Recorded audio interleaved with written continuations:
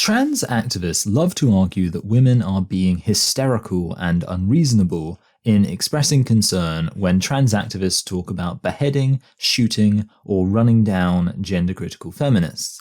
It's just a joke, they'll say. The first time I encountered this was when a trans activist sent me a picture of an anime character holding a gun with a reference towards killing TERFs. When I objected, they disingenuously suggested it was utterly unreasonable for anybody to take a death threat seriously when it's presented as coming from an anime character. The thing is, there are some crazy people out there, of whom a disproportionate number are trans activists, I suspect. I don't think every death threat from trans activists speaks to a genuine willingness to act on these threats, but it does add to a climate creating people who will act on these threats. Funnily enough, I'm actually turning round a criticism that's been directed at me. I've genuinely had trans activists argue that my healthy skepticism towards trans identity might lead to somebody committing violence against trans people. This is, of course, an absurd accusation. I don't think anything I produce could be a contributory factor to something like that.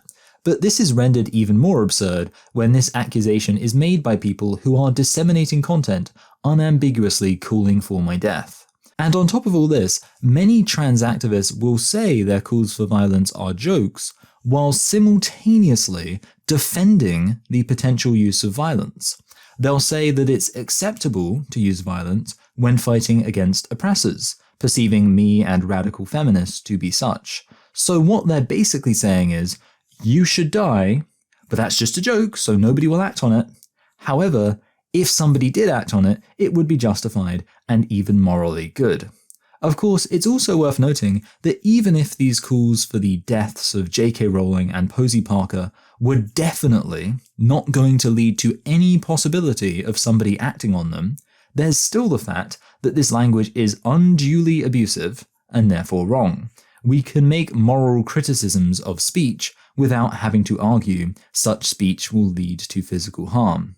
And that's why I kind of wonder to what extent it's worth focusing on the threat of trans activist violence. J.K. Rowling frequently retweets violent threats from trans activists to expose these people. But here's my issue with making this a big part of our fight against trans activism. It gives the impression that our only objection is to the small minority of people, and it will always be a minority, thankfully, who are so socially dysfunctional as to openly behave this way. It allows other trans activists to dismiss these threats as either not sincere or an overblown issue. When we focus on the violent language these people use, it centers tone and language rather than the substance of beliefs on display. When we criticize trans activists for using abusive and violent language, it allows for the inference that our only objection is that they aren't sufficiently polite and courteous.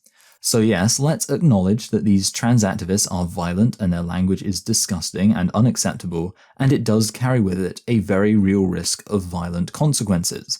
But let's also acknowledge that the main issue isn't with the nature of their language. If they changed it to be as civil and polite as possible, that wouldn't address the ultimate issue.